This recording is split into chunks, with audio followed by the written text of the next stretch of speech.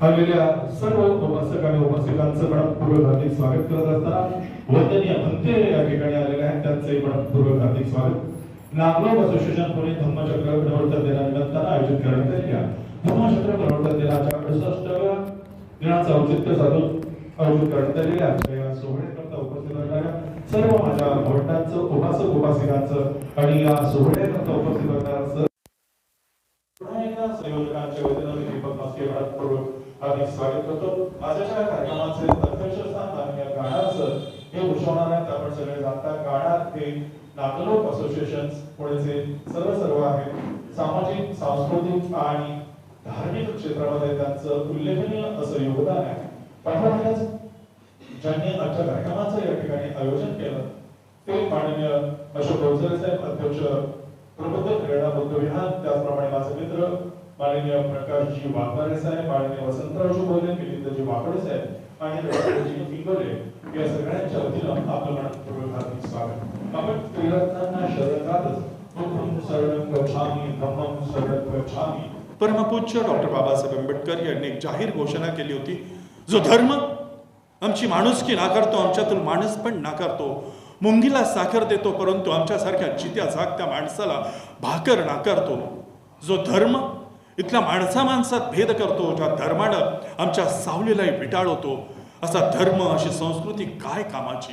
तिला तिलांजली देत असतानाच 14 ऑक्टोबर 1956 नागपूरच्या नागभूमीमध्ये भारतीय राजघटनेच्या शिल्पकाराने म्हणजेच तुमच्या माझ्या उद्धारकर्त्या बापाने स्वतः तथागत भगवान गौतम बुद्धांच्या पवित्र पावन अशा गुरु चंद्रमणी यांच्या हस्ते घेतली।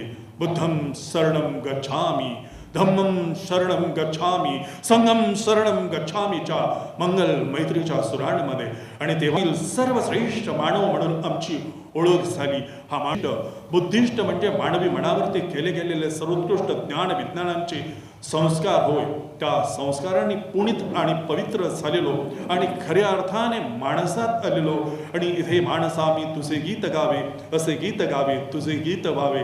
माणसाचं हित आणि माणसाचं गीत गात असताना जगाच्या कल्याणाचा मंत्र आपण बुद्धिस्ट म्हणून जगाला देतो, त्या धम्माचं अनुपालन करणारे आजचा शब्द मला मुद्दाम या ठिकाणी आवडला किंवा भावला, तो अनुवर्तन करणारे आपण सगळे आपल्या सगळ्यांचं मनपूर्वक हार्दिक स्वागत। पुन्हा एकदा वंदनीय भंते या ठिकाणी आले, त्यांचं मनपूर्वक हार्दिक स्वागत। आजच्या व्याख्याता उषाताई काळे अर्थशास्त्रामध्ये त्या निपुण आहेत, त्याचप्रमाणे सेवानिवृत्त प्राध्यापिका देशभक्त रत्नप्पा कुंभार कॉलेज कोल्हापूर या ठिकाणी त्या आपल्याला माहिती आहे सेवा देत होत्या।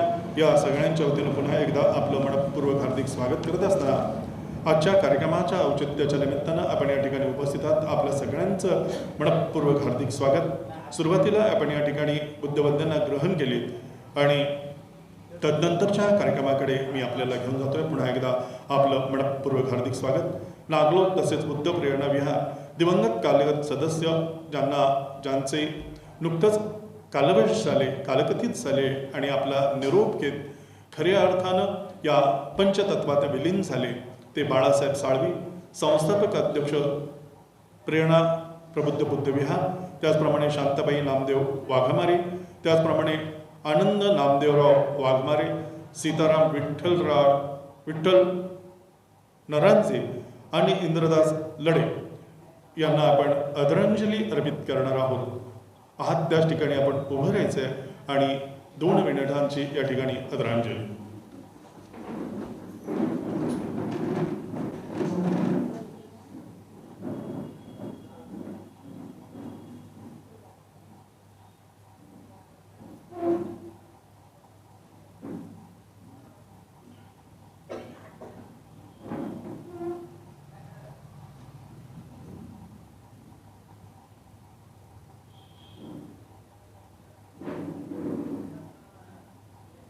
आत्ताच आजच्या कार्यक्रमाचे अध्यक्ष म्हणून गारासाहेबांना सुचवलेले त्यांना माझा अनुमोदन आहे।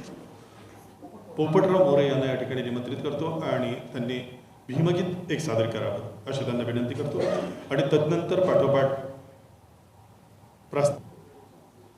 प्रथमतः सर्व महामानवांना त्रिवार अभिवादन करून तसेच आदर्श महामातांना अभिवादन करून उपस्थित असलेले असोसिएशन नागलोक असोसिएशनचे पुन्हा येथील सर्व पदाधिकारी आणि उपस्थित असलेले आमचे प्रबुद्ध विहाराचे सर्व पदाधिकारी उपासक उपासिकन यांना सविनय जय भीम करून मी माझ्या गीताला सुरुवात करीत आहे.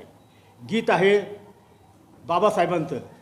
बाबासाहेबांनी अस्पृश्यता नष्ट केली, तसेच मार्चच्या 14 तळ्याचा सत्याग्रह केला, नाशिकच्या काळाराम मंदिरात प्रवेश केला आणि गांधीजींचा प्राण वाचवला, गोलमेज परिषद गाजवली. हे सर्व ह्या गीतातून दिलेलं आहे, ते आपण शांततेने ऐका.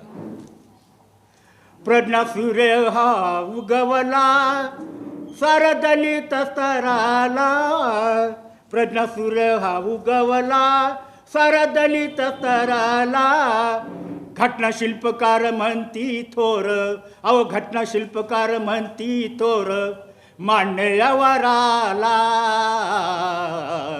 करती वाकून हा मुद्रा आपल्या आंबेडकरांना, करती वाकून हा मुद्रा आपल्या आंबेडकरांना, करती वाकून हा मुद्रा आपल्या आंबेडकरांना. अस्पृश्यता ही गाडीली जातीवाद्याला त्या टोला, अस्पृश्यता ही गाडीली जातीवाद्याला त्या टोला, खुले काळाराम मंदिर हद्र कर्मठांना ओला, हद्र कर्मठांना ओला, करू त्रिवार वंदन, करू त्रिवार वंदन ह्या मान्यवराला, करते वाकून हा मुद्रा आपल्या आंबेडकरांना, करते वाकून हा मुद्रा आपल्या आंबेडकरांना. तळ चौदार महाडचे खुल नव्हते दलिताला, केला संघर्ष जाऊन प्राण लावून पणाला, मनस्फूर्ती ही जाळीली, अहो मनस्फूर्ती ही जाळीली, हात लावून उराला, करते वाकून हा मुद्रा आपल्या आंबेडकरांना, करते वाकून हा मुद्रा आपल्या आंबेडकरांना. गोलमेज परिषद गाजवली अध्यक्ष जगाच्या लोकात, गोलमेज परिषद गाजवली अध्यक्ष जगाच्या लोकात, अध्यक्ष जगाच्या लोकात, आला विद्वानात नंबर नोंद गिनीज बुकात, आला विद्वानात नंबर नोंद गिनीज बुकात, थोर ज्ञानाचा विद्याधर, थोर ज्ञानाचा विद्याधर, तोड नाहीच्या नराला, करते वाकून हा मुद्रा आपल्या आंबेडकरांना, करते वाकून हा मुद्रा आपल्या आंबेडकरांना. हिंदू कोड बिल हे केले लेखणीच्या त्या भरारी, हिंदू कोड बिल हे केले लेखणीच्या त्या भरारी, जीव वाचविला गांधीचा त्या पुण्याच्या करारी, जीव वाचविला गांधीचा त्या पुण्याच्या करारी. आज हयात असते ते, आज हयात असते ते, तख्त दिल्लीच्या दाराला, करते वाकून हा मुद्रा आपल्या आंबेडकरांना, करते वाकून हा मुद्रा आपल्या आंबेडकरांना.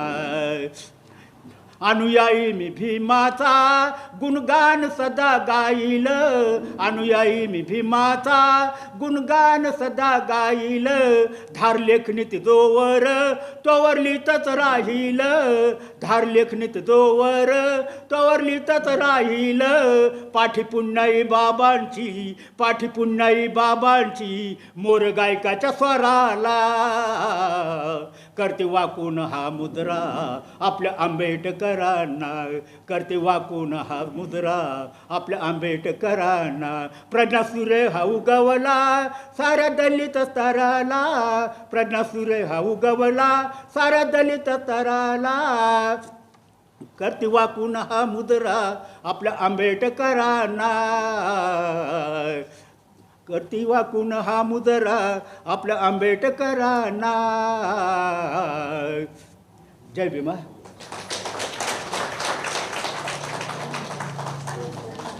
मोरे साहेबांनी अतिशय सुंदर रचना या ठिकाणी सादर केली. करती वाकून हा मुजरा या आंबेडकरांना. पुण्यातलेच एक कवी पठारे म्हणतात, जय भीम बोलताना का लाजतोस आता, जय भीम बोलताना का लाजतोस आता, अरे तयाच्या कृपेनं जगती गाजतोस आता, मग जय भीम बोलताना का लाजतोस आता. आमच्यातल्या काही माणसांना आजकाल उच्च शिक्षित झाले, उच्च व्यवसित झाले, आणि जेव्हा त्यांच्या आम्ही दारी जातो किंवा कार्यालयात जातो तेव्हा ते जय भीम बोलायलाही कचरतात. अशांसाठी शाहीर पठारे यांचा हा शेर होता. आणि कवी सुरेश भट म्हणतात की वामन कर्डक म्हणतात, उद्धरिले कोटी कुळे.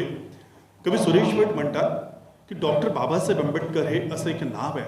बाबासाहेब आंबेडकर हे असं एक नाव आहे ज्यांनी इथल्या सनातनी हिंदूंना दाखवून दिलं की हा हिंदू धर्म कुठल्याही कामाचा नाही. हा हिंदू धर्म एका व्यवस्थेमध्ये लोळण घेणाऱ्या गिधडासारखा आहे. हे जाहीरपणे कदाचित आपल्याला माहिती असेल. आणि ते असं बोलले होते. मला या ठिकाणी हे विशेष करून नमूद करावं असं वाटतं की आपण सगळी भावंड आज एकदिलानं तथागत भगवान गौतम बुद्धांच्या धम्माचा प्रचार करतो आहोत आणि त्यामुळेच आपण एकसंघ झालेलो आहोत. आजच्या कार्यक्रमाचं प्रास्ताविक करण्याकरता आपल्या टाळ्यांच्या गजरामध्ये या ठिकाणी मी निमंत्रित करतो प्रकाश वाघमारे यांना. प्रकाश वाघमारेंच्या मातोश्री नुकत्याच निवर्तल्या, कालगतीत झाल्या. डॉक्टर बाबासाहेब आंबेडकर तथागत भगवान गौतम बुद्धांचं संपूर्ण चरित्र, जीवनचरित्र ज्यांचं मुखोद्गत होतं, ज्या मायेच्या शेजारी आपण बसावं आणि बाबासाहेब समजून घ्यावा, बुद्ध समजून घ्यावा, ही आमच्या मायेंची कमाई होती. जात्यावर दळताना सुद्धा त्या काळच्या माझ्या माया म्हणायच्या, अली अली भीमाची रेल दादर पनवेल स्टेशनात घुसली, अली अली भीमाची रेल दादर पनवेल स्टेशनात घुसली, अरे दलितांची पोर बघा डौलान कशी डब्यामध्ये बसली. आज आम्ही ज्या डब्यात आहोत ती डौलदार आहे. असंच डौलदार प्रास्ताविक करण्याकरता प्रकाश वाघमारे यांना या ठिकाणी निमंत्रित करतो. सर्वांना सप्रेम जय भीम. आज नागलोक असोसिएशन आणि प्रबुद्ध प्रेरणा विहार यांच्या संयुक्त विद्यमाने आजचा आपण छोट्याखानी कार्यक्रम घेत आहे. आजच्या कार्यक्रमासाठी आवर्जून उपस्थित राहिलेले वंदनीय आदरणीय म्हणते, तसेच व्याख्यात्या काळे मॅडम, त्याचप्रमाणे नागलोकचे अध्यक्ष गानार साहेब, प्रबुद्ध प्रेरणा विहारचे अध्यक्ष अवतरे साहेब, तसेच आमचे मित्र दीपकजी मस्के साहेब आणि उपस्थित सर्व मान्यवर. नागलोक असोसिएशन ही एक सामाजिक संस्था आहे. त्या संस्थेचं कार्य 2006 पासून सुरू झालं आहे आणि दरवर्षी जसं प्रबुद्ध प्रेरणा विहारामध्ये आपलं वर्षभर कार्यक्रम असतात त्याच पद्धतीने नागलोक असोसिएशनसुद्धा वर्षभरामध्ये जे जे काही आपले ठरलेले कार्यक्रम आहेत, जयंती असतील, पुण्यतिथी असेल किंवा इतर काही आपले स्वातंत्र्य दिन असेल, असे उपक्रम घेतले जातात. प्रामुख्याने जर नागलोक असोसिएशनचा विचार केला तर ही एक सामाजिक, आर्थिक आणि शैक्षणिकदृष्ट्या या 3 क्षेत्रामध्ये प्रामुख्याने काम करत आहे. संस्थेचा कार्यभार संपूर्ण राज्यभरात कार्यरत असून दरवर्षी आम्ही वधूवर मेळावे घेतो. त्यामध्ये वधूवरांचा परिचय आणि बरेचसे विवाहसुद्धा या संस्थेच्या माध्यमातून झालेले आहेत. त्याचप्रमाणे जे काही सुशिक्षित विद्यार्थी आहेत त्यांच्यासाठी करिअर गायडन्स वर्ग घेतले जातात, त्यांना आवश्यक ते मार्गदर्शन केलं जातं. त्याचप्रमाणे संविधान दिन हे जनजागृती विविध कार्यक्रम आम्ही घेत असतो आणि जवळ 2 वर्षापासून आम्ही विविध विहारामध्ये सुद्धा कार्यक्रम घेत असतो. त्याचप्रमाणे आपण यावर्षी या प्रबुद्ध प्रेरणा विहारामध्ये हा कार्यक्रम घेत आहे. कार्यक्रम घेण्याचा उद्देश हाच आहे की संस्थेचं कार्य हे समाजातील सर्व घटकांना समजावं आणि नागलोक असोसिएशन ही एक सामाजिक संघटना आहे. कारण की आपल्या समाजामध्ये आता मी एक समाज कल्याण, महिला बालकल्याणशी कनेक्टेड असल्याकारणाने मला माहिती आहे की आपल्या ह्या सामाजिक क्षेत्रामध्ये फार कमी संस्था कार्यरत आहेत आणि जर आपण धार्मिक कार्यामध्ये जसं पुढे जातो तसंच सामाजिक कार्यामध्ये आपण खूप माग आहे. तर यामध्ये जर आपण पुढे आलो नाही तर पुढचा काळ आपला ओळख राहणार नाही. कारण की सामाजिक कार्य हे चिरंतन काळ टिकून राहणारे कार्य आहे. त्याचप्रमाणे जे काही राज्यभरात विविध गावातून विद्यार्थी किंवा पालक शहरामध्ये कामानिमित्त येतात किंवा नोकरीनिमित्त येतात, तर त्यांची राहण्याची सोय होत नाही किंवा त्यांना कुठलं गायडन्स पाहिजे त्याची सोय होत नाही. बऱ्याचदा आमच्या संस्थेच्या माध्यमातून त्यांना हॉस्टेलमध्ये राहण्याची सुविधा करतो आहे किंवा त्यांना काय जे काही मार्गदर्शन लागेल कामाच्या संदर्भामध्ये ते सुद्धा संस्थेच्या माध्यमातून देण्यात येतं. त्याचप्रमाणे कायदेशीर सल्ला जे काही विवाह जोडपे असतील किंवा जे काही त्यांना जे काही कायदेशीर बाबींची आवश्यकता असते यासुद्धासाठी आम्ही संस्था त्यांना मार्गदर्शन करत असतो. त्याचप्रमाणे एक संस्थेच्या माध्यमातून एक आर्थिक उन्नत व्हावे समाजातील घटक, त्यासाठी आम्ही एक निधी बँकची पण आम्ही संस्थेच्या माध्यमातून स्थापना केलेली आहे आणि बऱ्याचशा बेरोजगार तरुणांना त्या माध्यमातून कर्ज उभारणीसुद्धा आम्ही व्यवसायासाठी दिलेली आहे. त्यानंतर पुढील जे भवितव्य म्हणजे उद्दिष्ट आहे की जे बाहेर गावातून आपल्या शहरामध्ये येतात त्यांची राहण्याची सोय होत नाही. बऱ्याचदा मध्यंतरी एक मुलगी मला वाटतं उस्मानाबाद बीडची होती, ती शिकायला आली पुण्यामध्ये आणि तिची राहायचीसुद्धा सोय नव्हती. तर संस्थेच्या माध्यमातून तिची राहायची जेवणाची सोय केली, पण संस्था पण किती दिवस करणार, काही दिवस 15 दिवस आम्ही सोय केली. त्या मुलीची गैरसोय झाली, ती अर्धवट शिक्षण सोडून परत गेली. तर भविष्यामध्ये आमचं उद्दिष्ट आहे की नागलोक असोसिएशनच्या माध्यमातून एक नागलोक भवन पुण्यामध्ये उभारावं. तर त्यासाठी एक आमचा जागेची आणि त्यामध्ये चांगली मोठी वास्तू उभारण्याचा आमचा मानस आहे. तर त्यासाठी ह्या संस्था किंवा व्यवहारामध्ये कार्यक्रम घेण्याचा हाच उद्देश आहे की इथून पुढे थोडंसं जर दमदान किंवा देणगी मिळाली तरच ह्या गोष्टी आपण करू शकतो, अदरवाईज आपण करू शकत नाही. त्याचप्रमाणे संस्थेच्या माध्यमातून अंधश्रद्धा निर्मूलन हा कार्यक्रम राबवायचा आहे आणि घर घर संविधान हे एक आम्हाला अभियान राबवायचं आहे. त्याचप्रमाणे धम्म प्रचारासाठी, कारण की आपला धम्म हा शहरामध्ये जास्त एकवटला आहे, पण ग्रामीण भागामध्ये खरं धम्माची आपल्याला आवश्यकता आहे. तर यासाठी आमचा एक उपक्रम आहे की एक मोबाईल व्हॅन घ्यायची की ज्या माध्यमातून आम्हाला गावोगावी खेडोखेडी जाऊन धम्मप्रचार करता येईल. या पद्धतीनं आमचा पुढील मानस आहे. या छोट्याखानी प्रास्ताविक मी संपवतो. जय हिंद. धन्यवाद. धन्यवाद माननीय प्रकाश वाघमारे साहेब. नावातच प्रकाश असल्यामुळे भविष्यातील प्रकाशमय काम आपण काय करणार आहोत हे त्यांनी या ठिकाणी आपल्या विचारवाणीमध्ये नमूद केलं. आणि बघा, आमच्याही माणसांची नावं साधी नसतात, डायरेक्ट वाघमारे असतं. त्यामुळे आमचे मित्र हे महिला बालकल्याणचे अतिरिक्त आयुक्त म्हणूनही सेवानिवृत्त झालेले आहेत. वाघमारे साहेब, आपलं मनपूर्वक हार्दिक स्वागत. नेमकेपणाने आपण या ठिकाणी प्रास्ताविक मत व्यक्त केलं, म्हणूनच म्हणावं असं वाटतं, भीमराया घे तुला या लेकराची वंदना, भीमराया घे तुला या लेकराची वंदना, ओथंबलेल्या संगराच्या अंतरीची वंदना, भीमराया घे तुला या लेकराची वंदना. कोणते आकाश हे तू आम्हा नेले कुठे, तू दिलेले पंख ते पिंजरे गेले कुठे, भीमराया घे तुला या लेकराची वंदना. बाबासाहेबांची लेकरं कालची मुखी आज बोलू लागली आणि आकाशासवे आपलं नातं सांगू लागली. मला असं वाटतं ही सारी कमाई तुझीच कमाई आहे ग, माझे भीमाई कुणाचेच मुळी तिथे कष्ट नाही. त्यामुळे विचारपीठावरील मान्यवरांचा या ठिकाणी सन्मान सत्कार आपल्या सुंदर टाळ्यांच्या गजरामध्ये या ठिकाणी करतोय. टाळ्या वाजवायला हरकत नाही. टाळ्या अगदी बाहेरपर्यंत जरी तुमच्या ऐकू गेल्या तरी टाळ्या वाजवणं हे आरोग्याच्या दृष्टीनं अतिशय लाभकारक असतं आणि टाळ्या वाजवल्याने रक्तविसरण प्रक्रिया छान होते, मेंदू तल्लख होतो स्वतःचा. त्यामुळे स्वतःच्या मेंदूच्या तल्लख करता टाळ्या वाजवायला हरकत नाही. सुरुवातीला या ठिकाणी सन्मान सत्कार केला जातो. पूजनीय वंदनीय भंते विमल कीर्ती खुणसरी यांचा सन्मान सत्कार करण्याची विनंती मी अध्यक्ष माननीय अवचरे साहेब प्रेरणा प्रबुद्ध बुद्ध विहार यांना विनंती करतो की आपण तो करावा. विमल कीर्ती धम्मसेवक म्हणून कार्यरत असताना अनेक संस्था आणि संघटनांमध्ये ते काम केलं, परंतु डॉक्टर बाबासाहेब आंबेडकर यांचे विचार आणि तथागत भगवान गौतम बुद्ध यांची वाणी त्यांना स्वस्थ बसू देईल. त्यांनी तथागत भगवान गौतम बुद्धांचा धम्म खऱ्या अर्थानं अनुसरला. डॉक्टर बाबासाहेब आंबेडकरांचे विचार खऱ्या अर्थानं अनुसरले आणि ते विचार समाजापर्यंत देणं हे माझं उत्तरदायित्व आहे.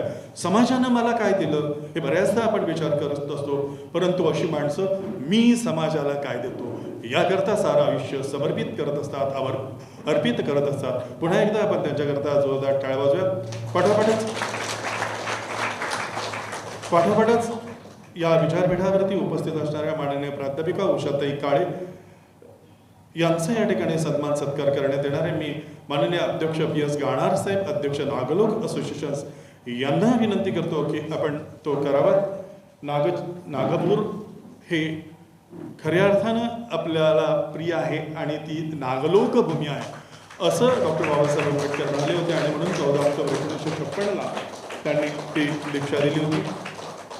उषाताई आपल्या नावाइतक्याच समाजामध्ये उषटकाल होता होता काल रात्र झाली, अरे पुन्हा आयुष्याच्या पेटवा मशाली, असं कविवर्य सुरेश वेट म्हणतात की वृषभ काल होता होता काल रात्र झाली, अरे आयुष्याच्या पेटवा मशाली.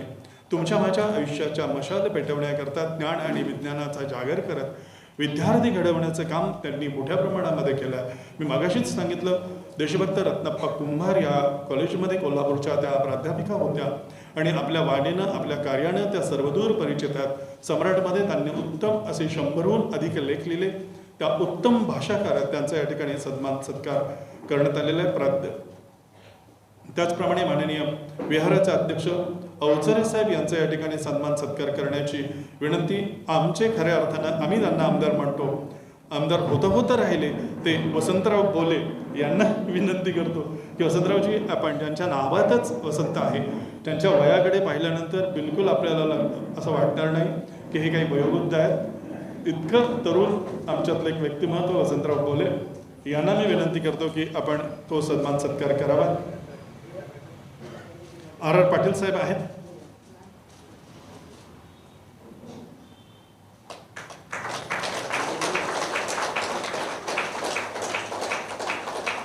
एक ज्ञान ज्योतीने कोटी कोटी ज्योती उजळतात ज्ञानाने तुझ्या धरणीवरती. असं हे डॉक्टर बाबासाहेब आंबेडकरांचं काम. कवी वामन कर्डक आपल्या शब्दांमध्ये खऱ्या अर्थानं शेवटच्या क्षणापर्यंत श्वासापर्यंत ज्यांनी बाबासाहेब पोचवले. आता मुख्य अतिथींचं या ठिकाणी स्वागत झालेलं आहे. त्याचप्रमाणे मुख्य अतिथींचा परिचय करून देण्याकरता या ठिकाणी मी निमंत्रित करतो उषाताई काळे यांचा परिचय आपल्या मधुर वाणीमध्ये.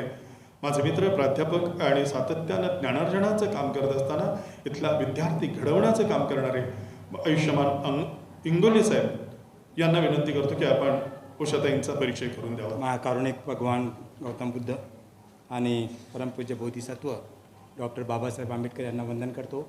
आदरणीय भंतेंना वंदन करतो. मित्रो, आज ज्या व्याख्याता आपल्याला या कार्यक्रमासाठी लाभलेल्या आहेत त्या माननीय प्राध्यापिका उषाताई काळे यांचं शिक्षण MA BEd MPhil आहे आणि इकॉनॉमिक्स विषयामध्ये त्यांनी पोस्ट ग्रॅज्युएशन केलेलं आहे. देशभक्त रत्नाप्पा कुंभार कॉमर्स कॉलेज कोल्हापूर या ठिकाणी त्यांनी 32 वर्ष अध्यापन केलेलं आहे आणि 2018मध्ये त्या सेवानिवृत्त झालेल्या आहेत. त्यांनी अनेक पुस्तकांचं लेखन केलेलं आहे. त्या पुस्तकांच्यापैकी मुठ्ठीदान, शेंडीवाला बुवा, बोधिसत्व, प्रश्न मंजुषेतून घडणारे बौद्ध विचारदर्शन अशा प्रकारचे पुस्तक त्यांनी, वैचारिक लेखनाचे पुस्तकं त्यांनी लिहिलेले आहेत. त्याचप्रमाणे दैनिक वृत्तरत्न सम्राट या पेपरमध्ये सुद्धा 100पेक्षा अधिक लेख त्यांचे प्रसिद्ध झालेले आहेत. कोल्हापूर आणि सांगलीमध्ये फार मोठ्या प्रमाणात त्यांनी व्याख्याने दिलेली आहेत आणि सामाजिक बांधिलकी जपल्यामुळेच त्यांनी आज आपण बघतोय की ते अनेक ठिकाणी व्याख्यान देण्यासाठी जातात. एक विचारवंत म्हणून आपल्यासमोर ते आहेत आणि या ठिकाणी मी आपणा सर्वांच्या वतीनं त्यांचं स्वागतसुद्धा करतो.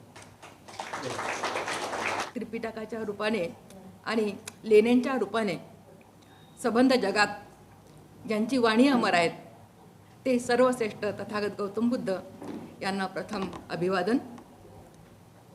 महाकारुणिक परमपूज्य डॉक्टर बाबासाहेब आंबेडकर ज्यांनी माणसाला माणसात आणलं त्या भारतीय राज्यघटनेच्या शिल्पकारांना डॉक्टर बाबासाहेब आंबेडकरांनाही अभिवादन.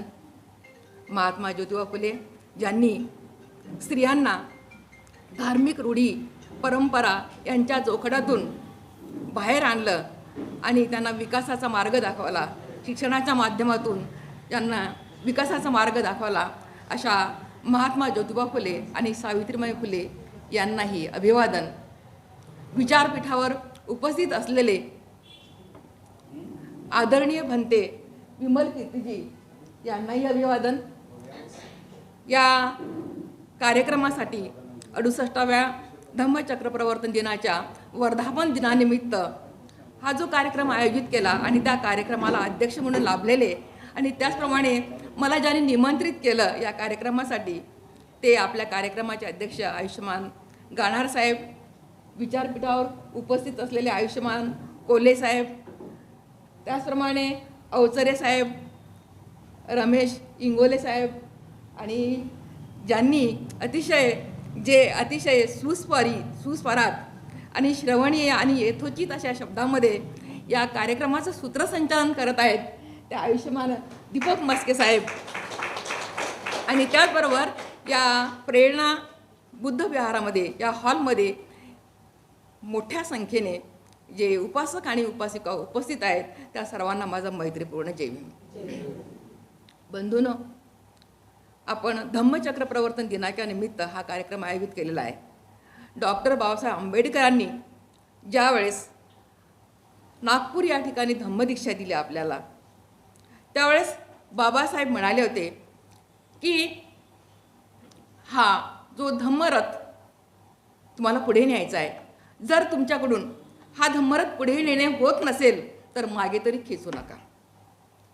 आता या शब्दांचा अर्थ आपल्याला, या वाक्याचा अर्थ काय आहे ते समजणं आवश्यक आहे. धम्मरथ पुढे नेणे म्हणजे काय, तर धम्माप्रमाणे आचरण करणे. धम्मरथ मागे आणणे म्हणजे काय, मागे खेचणे म्हणजे काय, तर धम्माच्या विरोधी आचरण करणे. आता धम्माच्या प्रमाणे किंवा धम्माप्रमाणे आचरण करणे म्हणजे काय, तर त्यासाठी धम्म म्हणजे काय ते माहीत असलं पाहिजे. धम्म म्हणजे काय, डॉक्टर बाबासाहेब आंबेडकरांनी आपल्याला धम्म दिलेला आहे. त्यांनी जो ग्रंथ लिहिला त्या ग्रंथाचं नाव बुद्ध अँड हिज धम्म. त्यांनी इंग्लिशमध्ये ग्रंथ लिहिला बुद्ध अँड हिज धम्मा. जगामध्ये इतर जे आहेत ते धर्म आहेत आणि बाबासाहेबांनी एवढ्या धर्मांचा अभ्यास केला, पण बुद्धाचा धम्म देताना त्याला धर्म म्हटलेलं नाही, त्याला धम्म म्हटलेलं आहे. कारण काय की धम्म आणि धर्म याच्यामध्ये जमीन आसमानचा फरक आहे. धर्म म्हटला की त्याच्यामध्ये देव आला, स्वर्ग आला, नरक आला, विषमता आली, जातीभेद आला, मंदिर आलं, पूजा आली, पुजारी आले, भक्त आले. धम्मामध्ये यापैकी काहीच नाही. धम्म याचा अर्थ फक्त नीतिमत्ता. धम्म म्हणजे नीतिमत्ता. डॉक्टर बाबासाहेब आंबेडकरांनी बुद्ध आणि त्यांचा धम्म, बुद्ध अँड हिज धम्मा हा जो काही ग्रंथ लिहिला आहे त्याचं जे काही मराठीमध्ये ट्रान्सलेशन केलेलं आहे त्यामध्ये पेज नंबर 176 ते 238 यामध्ये धम्माचं विभाजन केलं आहे. धम्म म्हणजे काय, अधम्म म्हणजे काय आणि सद्धम्म म्हणजे काय. आता वर्षावासाच्या निमित्ताने आपण बऱ्याच जणांनी बुद्ध आणि त्यांचा धम्म हा ग्रंथ वाचलेला असेल, तर त्यामध्ये तुम्ही वाचलाल की धम्माचा अर्थ काय आहे. त्यामध्ये टायटल दिले आहेत. धम्म म्हणजे काय, जीवन शुचिता राखणे म्हणजे धम्म. जीवन शुचिता राखणे म्हणजे धम्म. पुढे सांगितलं आहे की कर्म या जगातील नैतिक व्यवस्थेचा आधार आहे हे मानणे म्हणजे धम्म. कर्म हे जगातील नैतिक व्यवस्थेचा आधार आहे हे मानणे म्हणजे धम्म. आता म्हणजे काय, कर्म या जगातील नैतिक व्यवस्थेचा आधार म्हणजे काय की तुम्ही जसं कर्म कराल, नीतिमत्ता सांगले. धम्म म्हणजे नीतिमत्ता. इतर धर्मामध्ये नीतिमत्ता हा जोडलेला डबा आहे. बाबासाहेबांनीच म्हटलेला आहे. इतर धर्मामध्ये काय आहे, पहिल्यांदा देव, पहिल्यांदा ईश्वर, पहिल्यांदा स्वर्ग, तुम्ही पहिल्यांदा देवाची पूजा करा.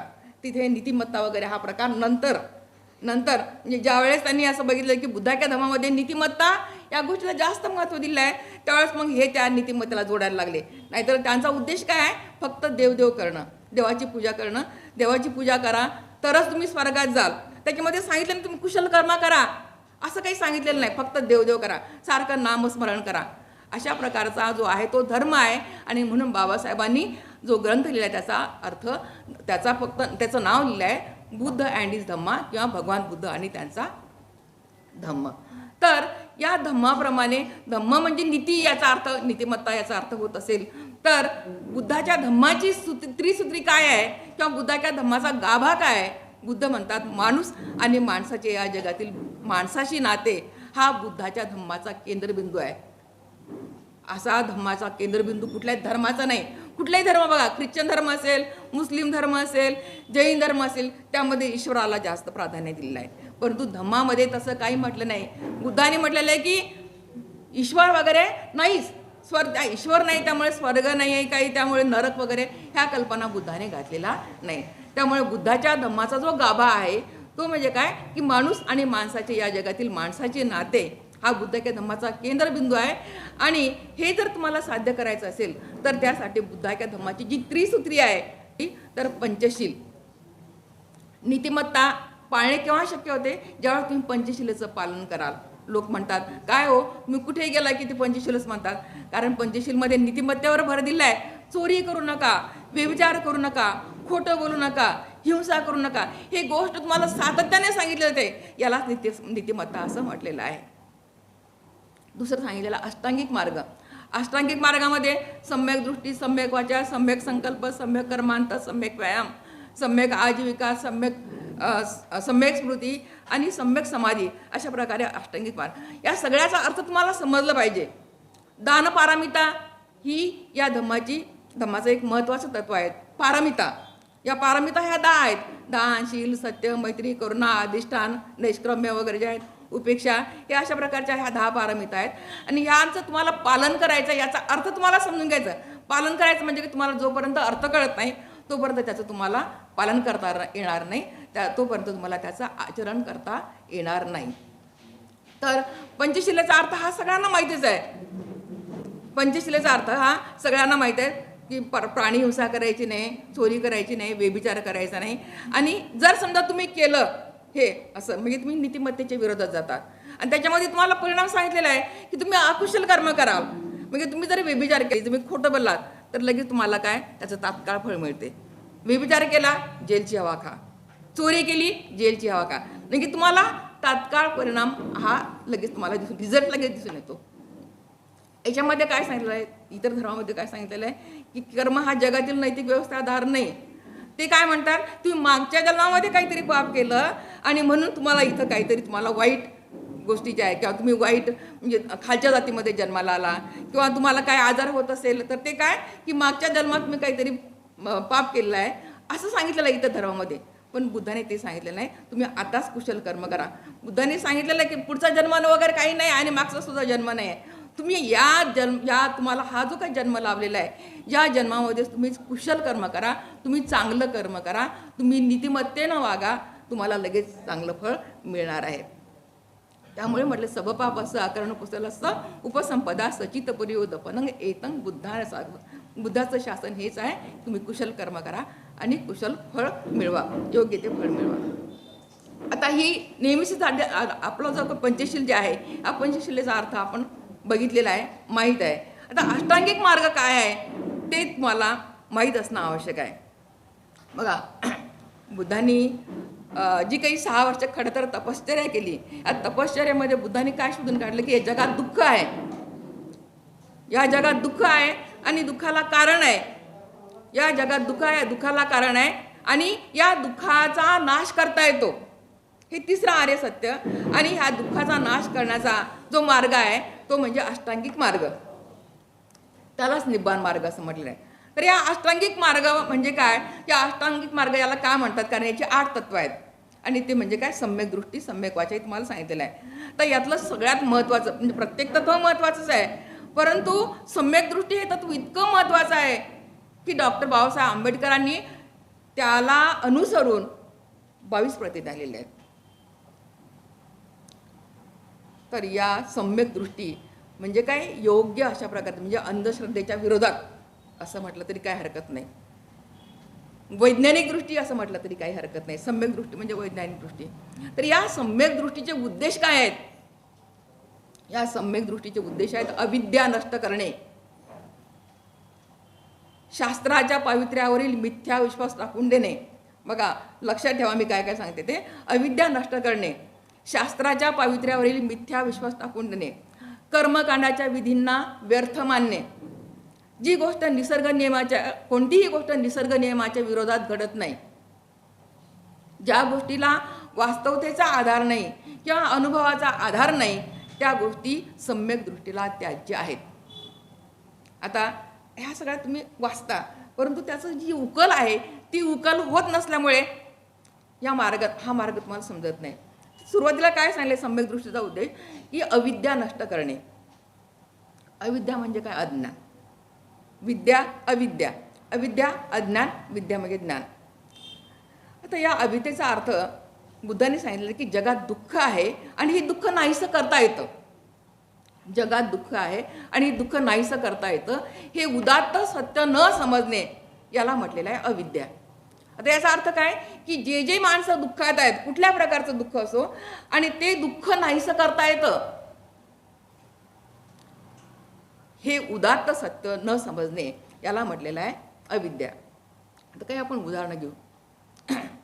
आपल्याला माहीत आहे की आपल्या ज्या स्त्रिया आहेत, आता सध्या आपण सगळं खुर्च्यांवर वगैरे बसतो, शिक्षण घेतो, परंतु पूर्वी त्यांच्या वाट्याला काय दुःख झालेलं होतं?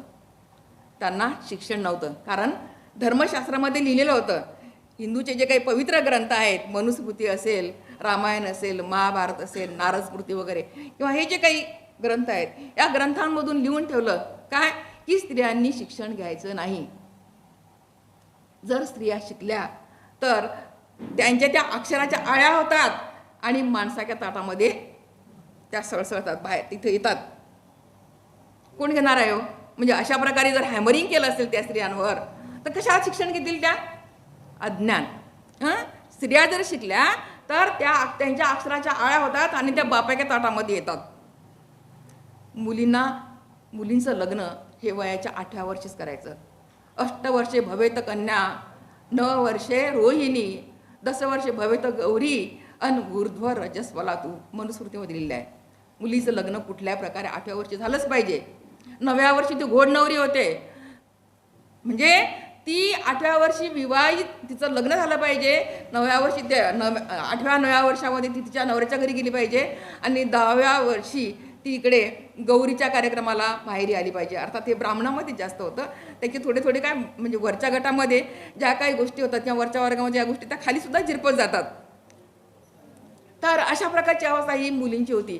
त्यामुळे झालं काय की मुलींना तर शिक्षण मिळायचं आणि तिचं काय 8 वर्षाची झाली की लगेच तिचा विवाह करून टाकायचा.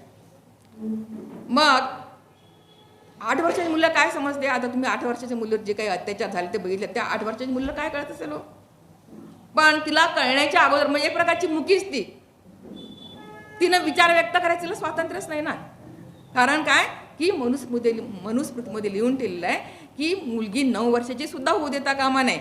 10 वर्षाची तर घोडनवरीच होते, तेव्हा तिचा विवाह हा लवकर करून टाकला पाहिजे.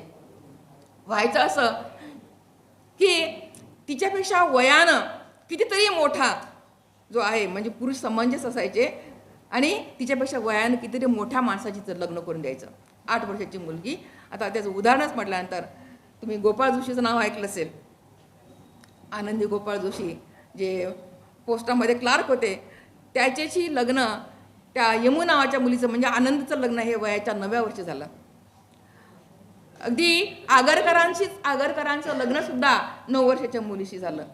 आणि एवढंच नाही, जे स्वराज्य माझा जन्मसिद्ध हक्क आहे हे अगदी कंठरावाने सांगत होते, त्यांनी सुद्धा 10 वर्षाच्या मुलीशी विवाह केला. व्हायचं असं की मुलगा मोठा आणि मुलगी लहान, वयामध्ये एवढं मोठं अंतर असल्यामुळे अर्थातच काय निसर्ग नियमाप्रमाणे पतीचं निधन लवकर व्हायचं. मुलगी वयात येईपर्यंत कधी कधी पतीचं निधन व्हायचं आणि मग ही विधवा व्हायची. आणि विधवा झाली की विधवांसाठी काय केला होता कार्यक्रम? सतीप्रथा. सतीप्रथा कशामुळे? ती त्या अत्याचाराच्या प्रथेत बोलू शकत नव्हती, कारण शिक्षण नव्हतं. आणि या सतीप्रथेमुळे व्हायचं काय की त्या लहान वयामध्ये बघा, तो माणूस 50-60 वर्षाचा आणि याची पत्नी 15-20 वर्षाची, आणि ती तितक्या लहान वयामध्ये तिला सती जावं लागत होतं. आणि सती जात असताना बघा, आता म्हणजे सती जाणं ही काय अतिशय आनंदाची गोष्ट होती का तिच्यासाठी? एवढी मोठी चिता पेटवायची, त्या चितेवर पतीचं प्रेत ठेवायचं आणि तिला त्याच्यावर उभं ठेवायचं आणि तिला म्हणजे तिला ती चित्ता पेटवून द्यायची आणि तिचा आक्रोश ऐकायला जाऊ नये म्हणून जोरजोरात ढोल बजवायचे. अशा प्रकारचे बंधनं मुलीची अवस्था होती.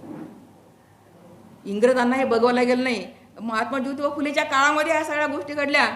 म्हणजे शिवाजी महाराजांनंतर जे काही पेशवे वगैरे आले होते, 18व्या शतकातल्या गोष्टी आहेत त्या 18व्या शतकामध्ये 17व्या शतकामध्ये ह्या गोष्टी घडत होत्या की सती जाण्याची प्रथा ही धादांतपणे म्हणजे समाजामध्ये अस्तित्वात होती. इंग्रज आपल्या देशामध्ये आलेले होते, इंग्रजांना ती बघवलं गेलं नाही. आणि लॉर्ड विल्यम बेंटिंग्टन, त्याचप्रमाणे आपल्या देशातले राजा राममोहन राय वगैरे जे होते, यांच्या प्रयत्नाने आणि महात्मा ज्योतिबा फुले यांच्या प्रयत्नाने ही सती प्रथा बंद झाली. पण ब्राह्मण सगळे कर्मठ अस्वस्थ झाले. सती प्रथा बंद झाली म्हणजे काय? त्यांनी नवीन नियम तयार केला. ज्या स्त्रिया विधवा झाल्या असतील तर विधवा जाणाऱ्या स्त्रियांसाठी त्यांनी नियम केला. पैठणचे ब्राह्मण, नाशिकचे ब्राह्मण एकत्र आले आणि त्यांनी नियम तयार केला. काय म्हणे? सती जाणाऱ्या स्त्रियांसाठी एक नियम तयार करायचा. कुठला नियम?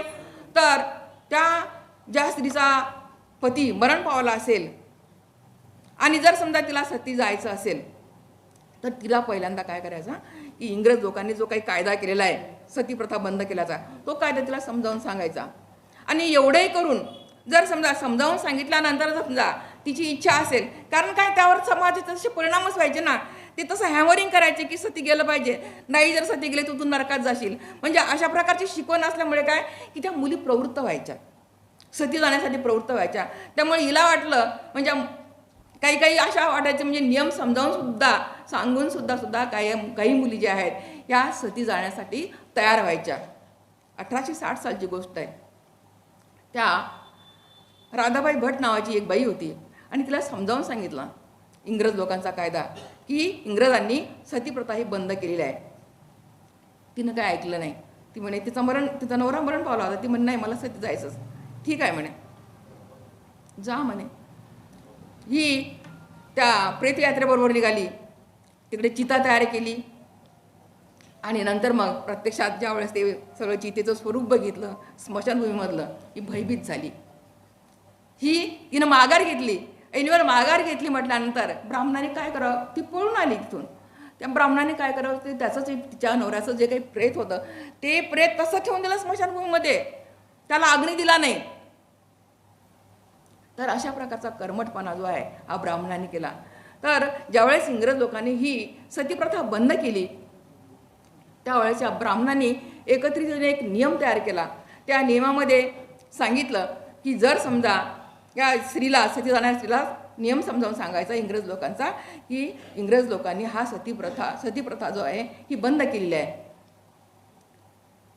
आणि एवढे करून मग आणि त्या नवऱ्यासाठी काय करायचं की एक चिता तयार करायची, वरती गवती मंडप घालायचा आणि चंदनाची चिता तयार करायची आणि नंतर मग तिला त्या चितेवर जायला सांगायचं. आणि जर समजा तिनं ऐनभर जर माघार घेतली, ती त्या चितेवर जर चढली नाही तर तिला तिच्या आईवडिलावर आणि तिच्यावर सुद्धा काय बहिष्कार टाकायचं, म्हणजे तिला समाजात घ्यायचंच नाही.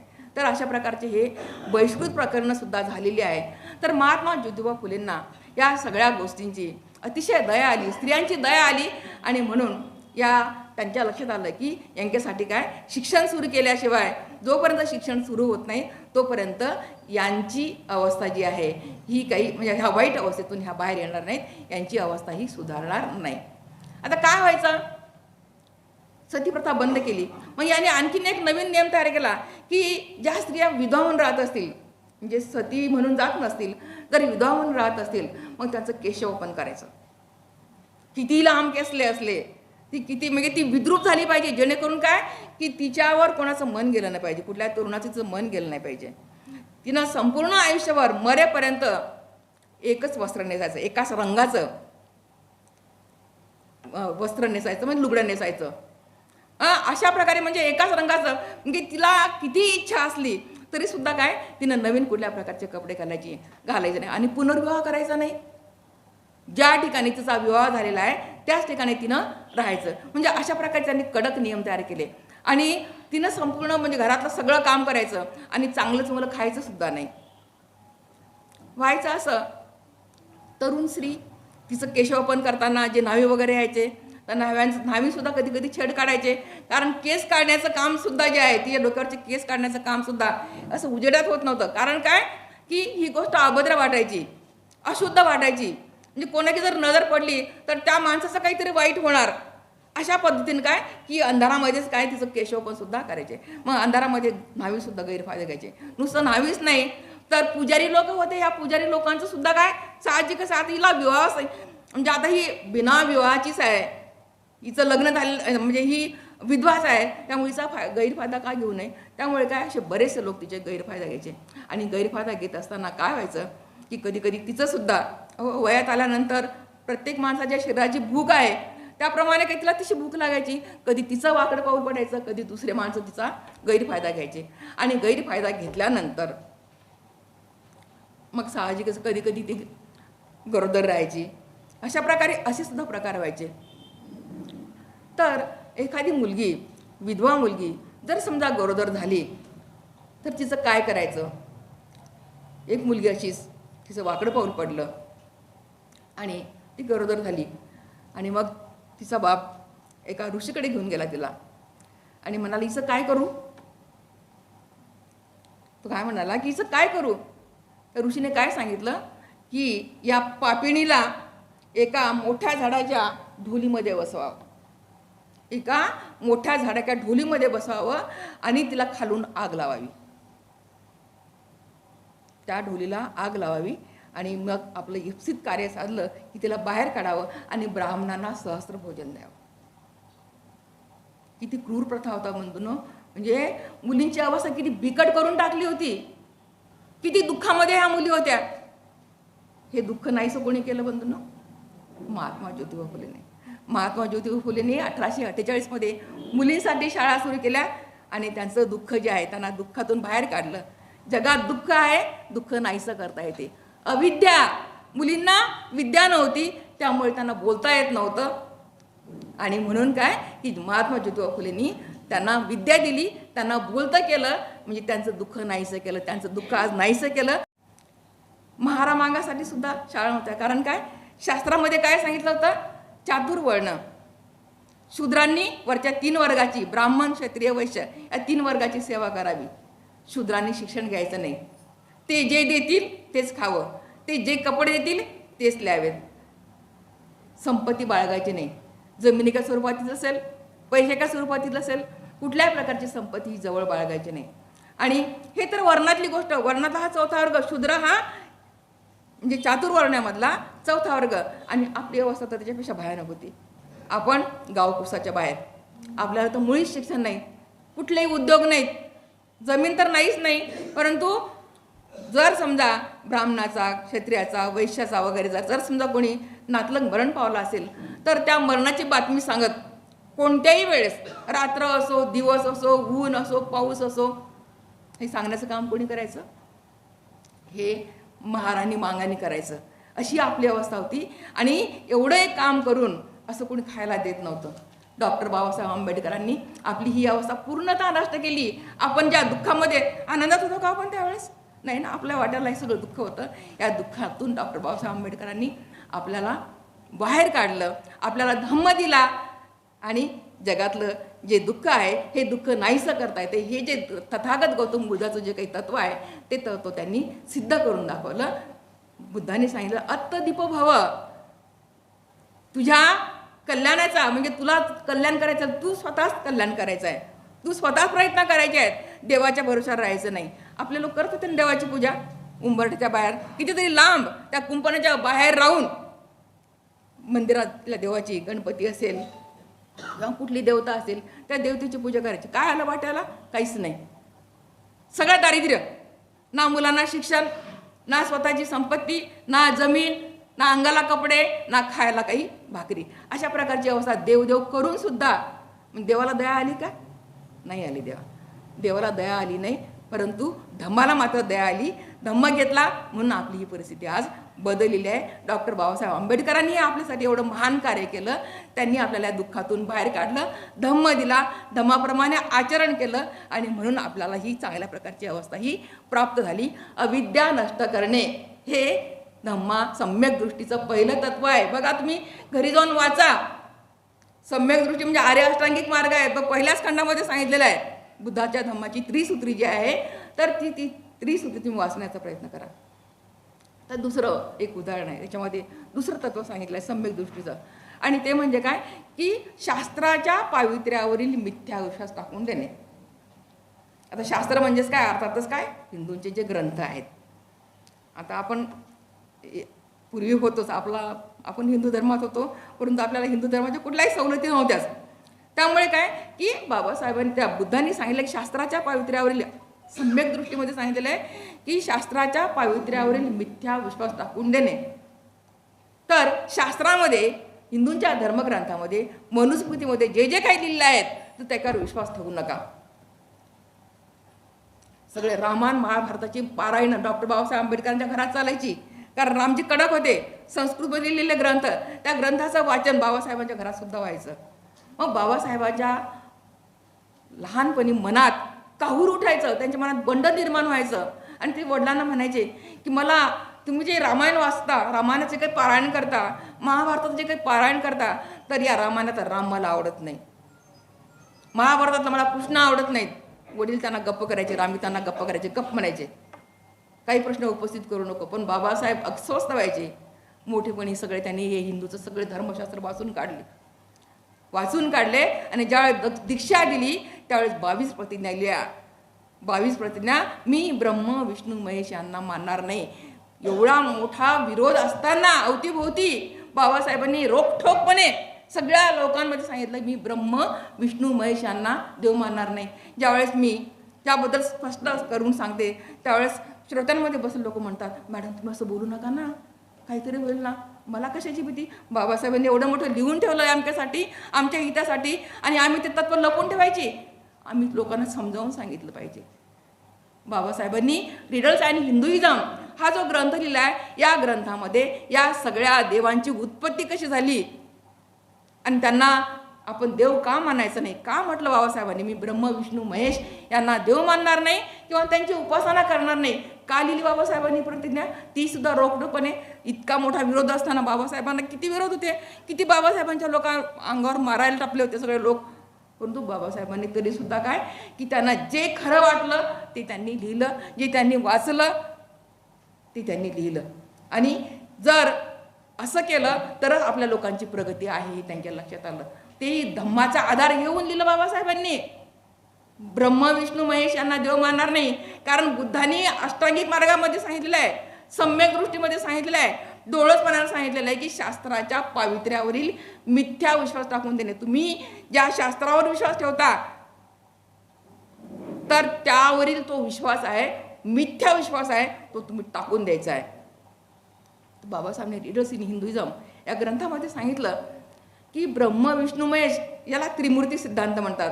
या सिद्धांतानुसार त्या धर्मग्रंथामध्ये लिहिलं आहे की ब्रह्माने या जगाची निर्मिती केली. ही सगळी सृष्टी कोणी निर्माण केली, ब्रह्मा निर्माण केली. सृष्टीमध्ये उत्पन्न होणारे सगळे जीव आहेत, प्राणी मात्र आहेत, मानव मात्रा वगैरे जे आहेत, तर याचं पालन कोण करतो, विष्णू करतो. आणि जे काही मृत होतात, मृत्यू होतो किंवा नाश होतो, तर तो नाश करणारा कोण, तो म्हणजे महेश. महेशाचंच नाव शंकर, त्याचंच नाव शिव. तर हा प्रकारचा त्रिमूर्ती सिद्धांत आहे की ब्रह्म निर्माण करतो, विष्णू पालन करतो आणि शिव हा नष्ट करतो.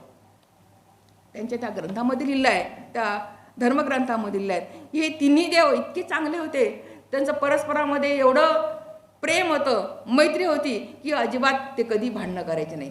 बाबासाहेबांनी ज्यावेळेस ग्रंथ वाचले त्यावेळेस त्या ग्रंथात लक्षात आलं त्यांच्या की हे तिन्ही देव इतके भांडायचे एकमेकासाठी की या जगाचा निर्माता मी आहे, श्रेष्ठत्व सिद्ध करण्यासाठी.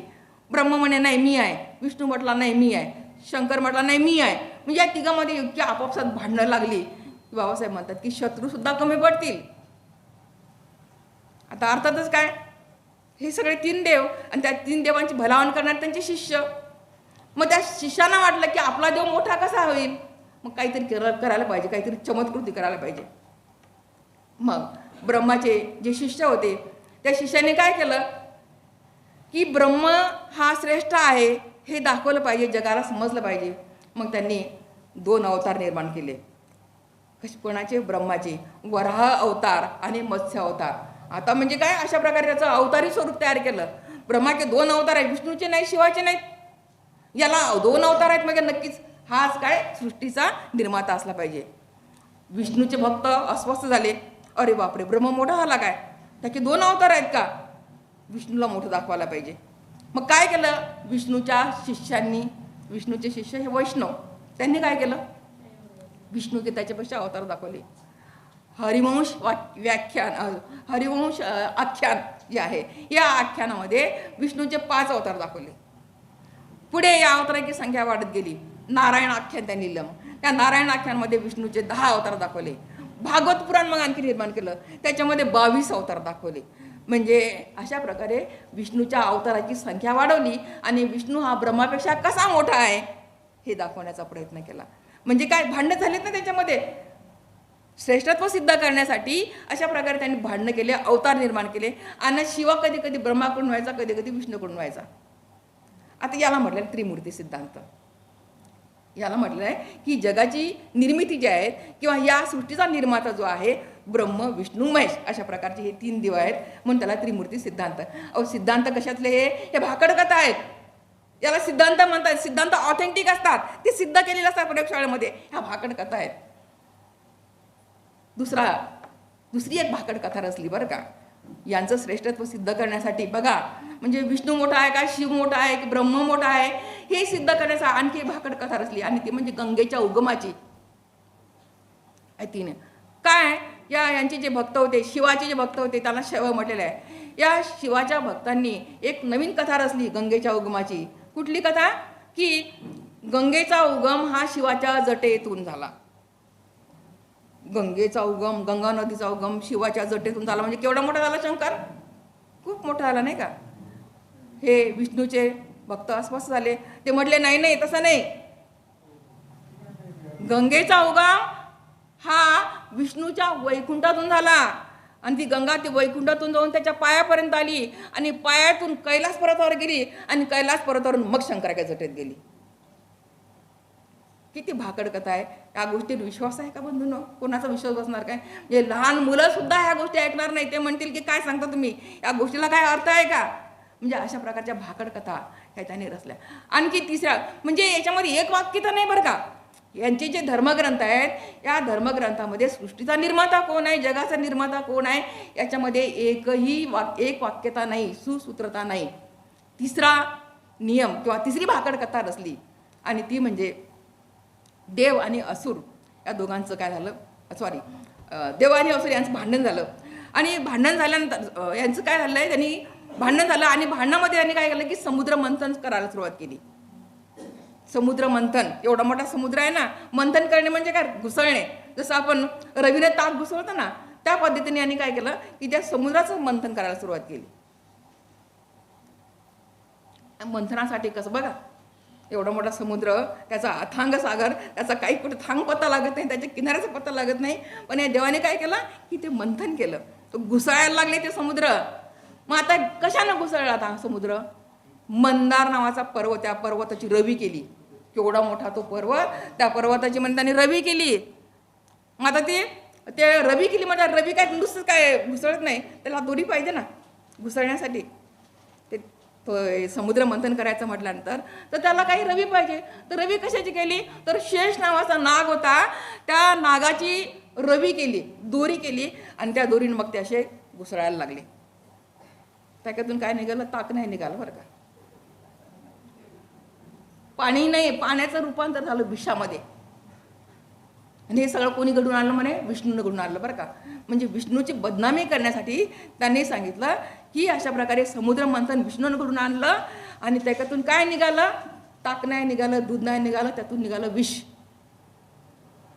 मग आता हे विष निघालं म्हटल्यानंतर विष सगळे लोक पिणार, लोक मरण पावणार, मग लोकांना वाचवायला पाहिजे. मग काय केलं पाहिजे, मग शिवानं ते सगळं विष पिऊन घेतलं. म्हणजे शिव हा चांगला, शंकर चांगला. म्हणजे अशा प्रकारच्या ह्या कथा रचण्यात आल्या बंधूंनो, भाकड कथा, ज्याच्यावर कोणीही विश्वास ठेवू शकत नाही. महात्मा फुले म्हणतात याच्यापेक्षा इसाप नीती कितीतरी चांगली, की लहान मुलांचं ऐकून त्याच्यातून काहीतरी बोध तरी मिळतो, काहीतरी नीतिमत्ता, काहीतरी गोष्ट आहे इसाप नीतिमत्ता. परंतु यांच्या ग्रंथामधून कुठल्या प्रकारची नीतिमत्ता मिळत नाही, कुठल्या प्रकारचा बोध मिळत नाही. आता ही तिसरी एक कथा, आणखी एक चौथी कथा फार सुंदर आहे बरं का, तुमचं छान मनोरंजन होईल. चौथी कथा अशी आहे, म्हणजे अनेक कथा आहेत, त्या कथापैकी मी काही कथा तुम्हाला सांगत आहे बरं का, जे बाबासाहेबांनी त्यांच्या रीडर्स इन हिंदुइझममध्ये सांगितलेल्या आहेत, त्याच कथा मी तुम्हाला सांगते. मी माझ्या काही मनाच्या कथा सांगत नाही. चौथी कथा आहे, त्याला श्रीदेवी सिद्धांत म्हणतात. आता मी श्रीदेवी सिद्धांत नाही, भाकड कथा म्हणते बरं का श्रीदेवीची. या जगाची निर्मिती कशी झाली हे सांगण्यासाठी श्रीदेवीची एक कथा रचण्यात आली. श्री नावाची एक देवी होती म्हणे बरं का, श्री नावाची एक देवी होती, आणि त्या देवीनं काय केलं म्हणे, तिने दोन्ही आपले हात तळहात एकमेकावर घासले. तिच्या डाव्या हाताला एक फोड आला हात घासताना, आणि त्या फोडातून एक माणूस बाहेर आला. तो माणूस म्हणजे ब्रह्म. पुढे काय, याच्यापेक्षा आणखी सुरस कथा आहे. ती श्रीदेवी काय म्हणते, तू माझ्याशी लग्न कर. आता एकदम असं मोठा झाला बरं काय, मोठा झाला, लहान नाही काही नाही, एकदम मोठा झाला का, एकदम माणूस. त्याला काय म्हणते, ती माझ्याशी लग्न कर. आता कुठलीही, आता तिचा मुलगा झाला ना तो, तिच्या हातातून आला त्या अर्थ काय की बाकीच्या आपले सगळे नैसर्गिक जन्म आहे जे आपल्या पोटातून येतो, पण हिचा हा जो मुलगा आहे तो पोटातून बाहेर आला आणि त्याला काय म्हणे, तू माझ्याशी लग्न कर. तो समजदार ब्रह्म, त्याचं नाव ब्रह्म बरं का. तो समजदार म्हणजे मुलगा असून आईपेक्षा समजदार. आई म्हणते मुलाला लग्न कर माझ्याशी, तो म्हणतो नाही तू माझी आई आहेस, मी तुझ्याशी लग्न कसा करू. श्रीदेवनं काय करावं बंधूंनो, जाळून भस्मसात एक मंत्र म्हटला, माझ्याशी लग्न करत नाही का, भस्मसात टाकलं जाळून त्याला. पुन्हा दुसऱ्यांदा तिने दोन्ही तळहात एकमेकांना घासले, पुन्हा दुसरा फोड आला, दुसऱ्या फोडातून पुन्हा एक माणूस बाहेर आला, तो म्हणजे विष्णू, ब्रह्म विष्णू. त्या विष्णूला तिने तसंच म्हटलं माझ्याशी लग्न कर. तोही बिचारा चांगला नीतिमत्तावाला निघाला, तो म्हटला नाही नाही तू माझी आई आहेस, मी तुझ्याशी लग्न कसा करू. भस्मसात, माझं ऐकत नाही, टाकलं भस्मसात करून.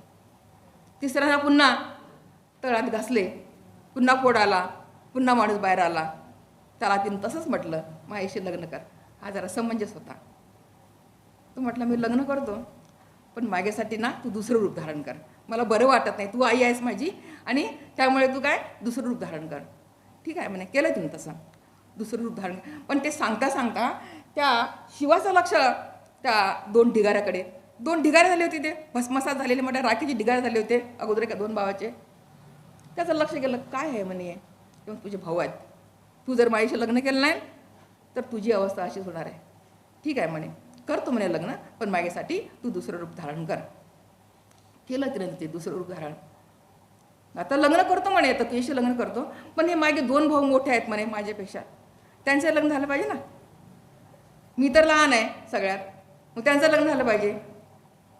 मग त्यांना जिवंत कर आणि त्यांच्यासाठी सुद्धा तू दोन स्त्रिया कर, निर्माण कर. मग तिने तसंच केलं, त्या दोन भावाला जिवंत केलं आणि मग त्या दोन भावांसाठी पुन्हा दोन स्त्रिया निर्माण केल्या आणि अशा प्रकारे ब्रह्मा विष्णू महेश या तिघांचं लग्न त्या तीन स्त्रियांशी झालं आणि त्यांच्यापासून हे संपूर्ण जग निर्माण झालं. अशा प्रकारचा हा श्रीदेवी सिद्धांत बंधूंनो, अशा प्रकारच्या या हिंदूच्या धर्मग्रंथातील कथा आहेत. या कथेतून आदर्श घ्यायचा तर काय करायचं, म्हणून शास्त्राच्या पावित्र्यावरील मिथ्या विश्वास टाकून देणे, मी ब्रह्म विष्णू महेश यांना देव मानणार नाही, बाबासाहेबांनी लिहिलं आहे. तरीसुद्धा काय लोक वेडे होतात ब्रह्म विष्णू महेशाचं. आम्ही कोल्हापूरला होतो आणि कोल्हापूरला जी कृष्णा नदी आहे त्या कृष्णा नदीच्या काठी एक मंदिर आहे, दत्ताचं मंदिर आहे. तर त्या मंदिरासाठी किती लांबून लोक येतात, अगदी लोक वेडे होतात. तर बुद्धाने म्हटलं आहे की जग ही एक अंधार कोठडी आहे, म्हणजे लोक आंधळे झालेले आहेत. जग ही अंधार कोठडी आहे आणि या अंधार कोठडीत राहून राहून माणूस आंधळा झाला आहे, ठार आंधळा झालेला आहे, त्याला कळतच नाही. ही किती अंधश्रद्धा आहे नाही का. एकात तो अगदी म्हणजे सदा सर्व काळ अंधारात राहिल्यामुळे त्याला दिसत नाही, अशा प्रकारची अवस्था आहे. आणि त्या अवस्थेतून बाहेर काढण्याचं काम जे आहे ती करते म्हणजे सम्यक दृष्टी. हे बाबासाहेबांनी आपल्याला समजावून सांगितलं, मी ब्रह्मा विष्णू महेशांना देव मानणार नाही, त्यांची पूजा करणार नाही. बुद्धाला जर विचारलं ज्यावेळेस की सृष्टीचा निर्माता कोण आहे, हे जग कोण निर्माण केलं, बुद्ध म्हणतात या प्रश्नामध्ये काही अर्थ नाही, हे जग विकसित झालेलं आहे. बुद्ध म्हणतात बुद्धाने काही सांगितलेलं नाही, ईश्वरापासून ही सृष्टी निर्माण झाली, ब्रह्मापासून ही सृष्टी निर्माण झाली. याच्यामध्ये संवाद झाला, वासेट्ट आणि भारद्वाज या दोघांमध्ये संवाद केला आणि बुद्धांनी त्यांना विचारलं की ज्यांनी जे 3 वेद जाणणारे जे ब्राह्मण होते, या ब्राह्मण लोकांनी ब्रह्माला पाहिलं काय, त्यांच्या 7 पिढ्या लोकांनी तरी ब्रह्माला पाहिलं काय, कोणी पाहिलेलं नाही. याचा अर्थ काय, म्हणजे कोणी पाहिलेलंच नाही ब्रह्माला आणि त्याच्यापासून सृष्टी निर्माण झाली. तुम्ही म्हणता कसं, ही गोष्ट काय 3 आंधळ्याप्रमाणे आहेत. जसं पुढच्याला दिसत नाही, मधल्याला दिसत नाही, मागच्याला दिसत नाही, त्याप्रमाणे ब्राह्मणाचे शब्द हे काय आंधळ्यासारखे आहेत. त्यामुळे काय की ईश्वराने ही सृष्टी निर्माण केली यावर विश्वास ठेवायचा नाही, हे जग विकसित झालेलं आहे असं बुद्धांनी म्हटलेलं आहे. वैज्ञानिक दृष्टिकोन, सम्यक दृष्टी, याला अनुसरून बुद्धा बाबासाहेबांनी पुन्हा दुसरी प्रतिज्ञा लिहिली, मी राम लक्ष्मण यांना देव मानणार नाही किंवा मी त्यांची उपासना करणार नाही. मी तुम्हाला सांगितले की ज्यावेळेस रामायण महाभारत वाचलं जायचं बाबासाहेबांच्या घरी, तेव्हा लहान बाबासाहेबांच्या मनात अनेक प्रश्न निर्माण व्हायचे, मला राम आवडत नाही, मला कृष्ण आवडत नाही. कारण बाबासाहेबांनी पुढे त्याचं कारण लिहिलं. या रामाच्या बद्दल का लिहिली बाबासाहेबांनी प्रतिज्ञा, तर वाल्मिकीने म्हणे नारदाला विचारलं, हे नारदा मला सांग, या पृथ्वी तलावर सर्वश्रेष्ठ माणूस कोण आहे सध्या? नारदाने काही विचार केला नाही, काही नाही, तो म्हटला एकच माणूस आहे, तो म्हणजे दशरथाचा पुत्र राम. हो काय? बरं बरं. आता रामाचा जन्म कसा झाला आहे त्याचं बाबासाहेबांनी लिहिलं आहे त्याच्यामध्ये बरं का. आता जास्त खोलात जात नाही मी, की रामाचा जन्म असं म्हणतात पिंडदानातून झालेला आहे. कौशल्याला शृंग ऋषीनं पिंडदान केलं आणि त्या पिंडातून त्याचा जन्म झालेला आहे. आता साहेबांनी सांगितलेलं आहे, बुद्ध कबीर भीमराव फुले या भूमीवर जन्मले, नाही का, जनजीवन फुलविले ग, मग नवरा कशाला हवा वगैरे हे सगळं सांगितलेलं आहे. म्हणजे माणसाचा जन्म कसा होतो हे आपल्याला माहीत आहे, परंतु त्याचा जन्म कसा झालेला आहे? पिंडदानातून झालेला आहे. शृंग ऋषीने म्हणे कौशल्याला पिंडदान केलं आणि त्यातून झालं. आता ह्या सगळ्या त्यांच्या सगळ्या अनितिमत्तेच्या गोष्टी आहेत, त्या गोष्टी लपविण्यासाठी ही भाकड कथा रचली की रामाचा जन्म हा पिंडदानातून झालेला आहे. शृंग ऋषीनं कौशल्याला पिंडदान दिलं, म्हणजे पिंड दिला आणि त्या पिंडापासून त्याचा जन्म झाला असं सांगितलेलं आहे. हे आपल्या रीडर्स इन हिंदुइझम बाबासाहेबांनी त्याच्यामध्ये लिहिलेलं आहे. आता दुसरी गोष्ट अशी, एक सगळ्यात महत्त्वाची गोष्ट अशी की रामाची बायको जी सीता होती, त्या सीतेला पळवून कोण नेलं? तर रावणाला. सर्व श्रुत आहे. मग रावणाशी युद्ध केलं रामानं आणि युद्ध करून सीतेला सोडून आणलं. युद्ध करून तिला सोडून आणल्यानंतर राम तिला काय म्हणतो? मी तुला जिंकून आणलं, मी राजाच होतो, मी तुला जिंकून आणलं, मी आनंदित आहे, पण तुझ्यासारख्या सौंदर्यवान स्त्रीला, तुझ्यासारख्या सुंदर स्त्रीला रावणानं स्पर्श करायला सोडलं असेल का? बघा, म्हणजे राम काय म्हणतो आणि ते धुब्याच्या सांगण्यावरून तिच्या नीतिमत्तेवर, तिच्या चारित्र्यावर त्यानं संशय घेतला की तुझ्यासारख्या सुंदर स्त्रीला त्यानं स्पर्श केला नसेल काय? ती एवढी सांगते, अगदी धायमोकलं सांगते की नाही रे बाबा तसं काही नाही आहे. तिला अग्निपरीक्षा द्यावी लागली, श्रीलंकेमध्ये अग्निपरीक्षा द्यावी लागली. म्हणजे पर्टाच्या म्हणण्याप्रमाणे स्त्रीच्या चारित्र्यावर संशय घेणारा, पत्नीच्या चारित्र्यावर संशय घेणारा हा माणूस देव होऊ शकतो का? बाबासाहेब म्हणतात. दुसरी गोष्ट अशी, पुन्हा रामानं सीतेला अग्निपरीक्षा द्यायला लावली. कधी? ती गर्भवती झाली, तिला 2 मुलं झाले, लव आणि कुश. पुन्हा यानं तिच्या चारित्र्यावर संशय घेतला, पुन्हा अग्निपरीक्षा दे म्हटली. तर सीता काय म्हणाली की मी आता अग्निपरीक्षा देत नाही. ती म्हणते कारण की मी रामाशिवाय दुसरा कोणालाही मानत नाही, मी रामाशिवाय कधीही कोणाचा विचार केला नाही. तेव्हा हे धरणी माते तू दुभंगून जा आणि मला पोटात घे. की दुसऱ्यांदा तिच्यावर संशय केला. 12 वर्ष तिला तप वनात पाठवलं, म्हणजे 12 वर्ष पुन्हा आली काय ती वनात राहिली आणि पुन्हा तिच्यावर तरी सुद्धा त्यांनी काय केलं आहे? संशय हा व्यक्त केला आहे, की तिच्या चारित्र्यावर संशय घेतलेला आहे. म्हणून बाबासाहेब म्हणतात की असा जो पती आहे, तो पत्नीच्या चारित्र्यावर अशा प्रकारे संशय घेत असेल तर त्याला देव मानायचं का? तिसरी गोष्ट अशी की रामाने बंधूनो शंभुकाचा वध केला. ही गोष्ट सर्वश्रुत आहे. काय केला शंभुकाचा वध? कारण काय? चातुर्वर्ण्याप्रमाणे 4था वर्ग शूद्रांना तपश्चर्या करण्याचा अधिकार नव्हता. तपस्या कोणी करायची? फक्त ब्राह्मणांनी करायची. पण शंभुकाला वाटलं की मी तपश्चर्या करावी आणि ज्ञान ग्रहण करावं. तो तपश्चर्याला बसला आणि एका ब्राह्मणाचा मुलगा मरण पावला. कारण काय सांगितलं? शंभुक तपश्चर्याला बसला आणि म्हणून माझा मुलगा मरण पावला. ही तक्रार रामाकडे नेली त्या ब्राह्मणांनी. रावणानं काय करावं?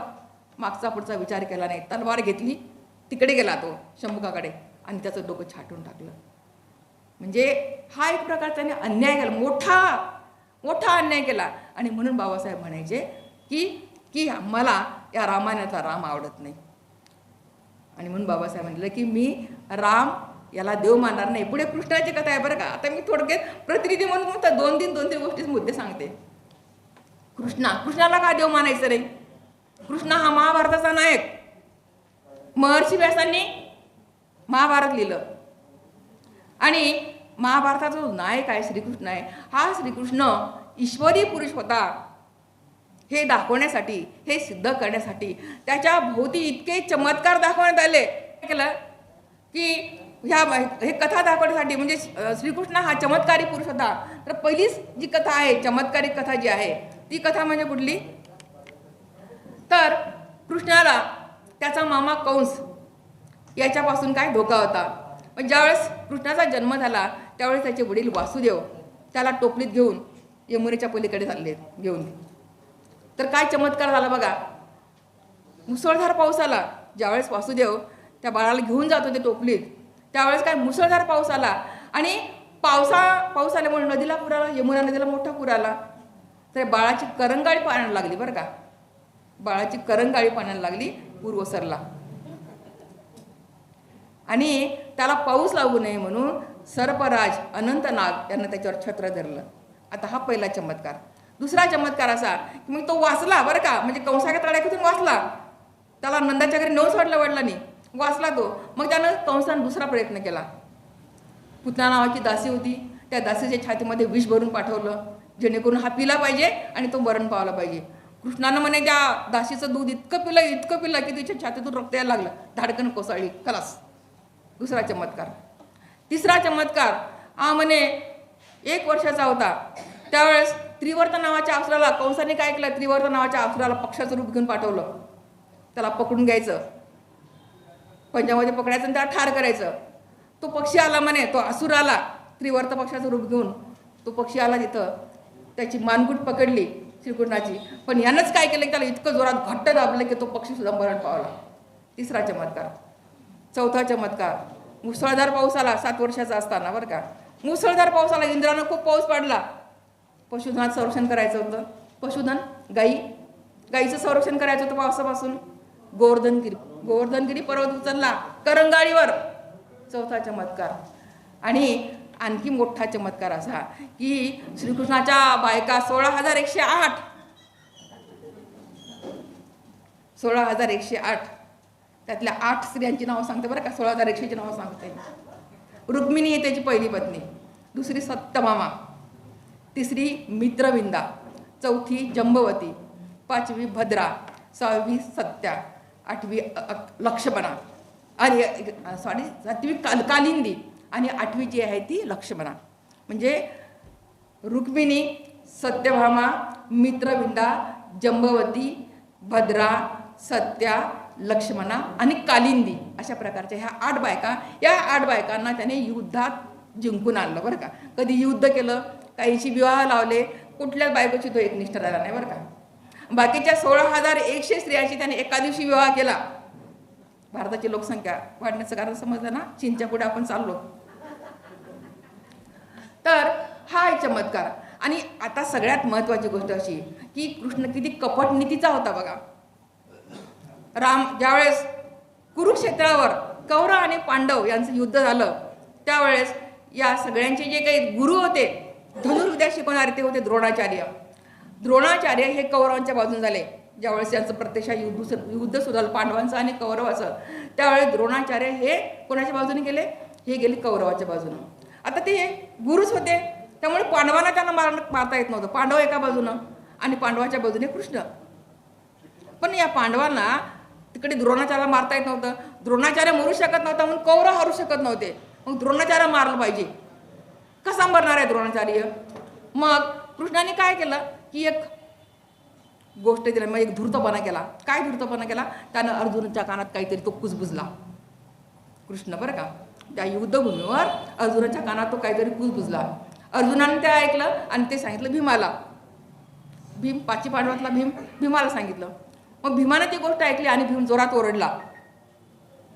अश्वत्थामा मेला. अश्वत्थामा मेला. आता अश्वत्थामाचीच काय होती? अश्वत्थामा हा द्रोणाचार्याचा मुलगा होता, ही एक गोष्ट. आणि अश्वत्थामा नावाचा एक हत्ती होता बरं का. अश्वत्थामा नावाचा हत्ती. मग हा भीम कृष्णाने सांगितल्याप्रमाणे जोरात ओरडला, अश्वत्थामा मेला. कोणी म्हटलं? भीमाने म्हटलं. द्रोणाचार्याचे शब्द ऐकू गेले. मग त्याने मुद्दाम द्रोणाचार्याला उद्देशून म्हटलं अश्वत्थामा मेला. तर द्रोणाचार्य एकदम जरा हे झाले, अस्वस्थ झाल्या, कारण तो अश्वत्थामा हा द्रोणाचार्याचा मुलगा होता. त्याला वाटलं की आपला मुलगाच मरण पावला.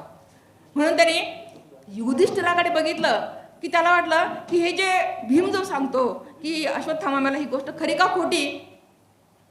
म्हणून सत्यवादी युधिष्ठिर धर्मराज त्याच्याकडे बघितलं बरं का, की हा तरी सत्य सांगणार आहे, अश्वत्थामा मेला नाही असं तरी सांगेल मला तो. युधिष्ठिरानं काय म्हणा, होय अश्वत्थामा मेला, पण माणूस मेला की हत्ती मेला हे समजलं नाही. त्यानं म्हणताना कसं म्हटलं की बघा, अश्वत्थामा मेला, माणूस मेला की हत्ती मेला. हत्ती मेला हा शब्द हळू म्हटला, हे वाक्य हळू म्हटलं. माणूस मेला हे मोठ्याने म्हटलं. त्याला वाटलं की माझा मुलगा स्मरण पावला. माणूस म्हटल्यानंतर काय, अश्वत्थामा त्याचा मुलगा होता, त्याला वाटलं माझा मुलगा स्मरण पावला. त्यानं ताबडतोब शस्त्र खाली ठेवले, ध्यानस्थ बसला युद्धभूमीवर आणि मग प्रद्युम्न याने त्याला ठार केलं. म्हणजे अशा प्रकारची कपट नीती जी आहे ही कृष्णाने रचली. त्यावेळेस जो माणूस अशा प्रकारची कपट नीती करतो, जो गुरुला अशा पद्धतीनं मारतो, त्याला देव म्हणायचं का? म्हणून बाबासाहेबांनी म्हटलं, मी रामकृष्ण यांना देव मानणार नाही, त्यांची उपासना करणार नाही. हे दादांत एवढ्या रोखठोकपणे डॉक्टर बाबासाहेब आंबेडकरांनी त्यावेळेस म्हटलं. बंधूंनो, आता गौरी गणपती चिठ्ठी आलेली आहे, भंतेजींना बोलायचं आहे, आपण नंतर कधीतरी बोलूया. तर अशा प्रकारचे काय की अष्टांगिक मार्गातील जे काही सांगितलेलं आहे, एक थोडं फक्त यातलं जे तिसरं तत्व आहे की निसर्ग नियमाच्या विरुद्ध कोणतीही गोष्ट घडू शकते. ही गोष्ट सम्यकदृष्ट्या त्याज्य आहे. म्हणजे कोणतीही गोष्ट निसर्ग नियमाच्या विरुद्ध घडत नाही. भुवाबाजी वगैरे जे आहे ही सर्रासपणे आपल्या देशामध्ये चालू आहे. नरेंद्र दाभोळकरांनी आपलं जीवन त्याच्यासाठी वेचलं हे सगळ्यांना माहीत आहे. मला माहीत आहे, ते नानीचे महाराज होते, नरेंद्र नावाचे महाराज. त्या नरेंद्र महाराजांची एक पुस्तक प्रसिद्ध केलं बरं का त्यांच्या बायकोनी. त्यांच्या बायकोचं नाव होतं सुप्रिया, त्यांचं नाव होतं सुर्वे. तर त्यांनी एक पुस्तक प्रसिद्ध केलं. त्या पुस्तकाचं नाव होतं नरेंद्र लीलामृत. नरेंद्र लीलामृत म्हणजे नरेंद्र महाराजांनी सुद्धा खूप लीला केल्या, सगळे चमत्कार दाखवले. काय लीला होते बघा, त्या पुस्तकामध्ये लिहिलं होतं की नरेंद्र महाराजांनी एका स्त्रीला फटका मारला. एका स्त्रीला फटका मारला आणि फटका मारल्यावर तिचा कोड नाहीसा झाला. पुस्तकामध्ये लीला नरेंद्र महाराजाची. दुसरा चमत्कार लिहिलं होतं की नरेंद्र महाराजांनी एका मेलेल्या स्त्रीला जिवंत केलं, हा चमत्कार.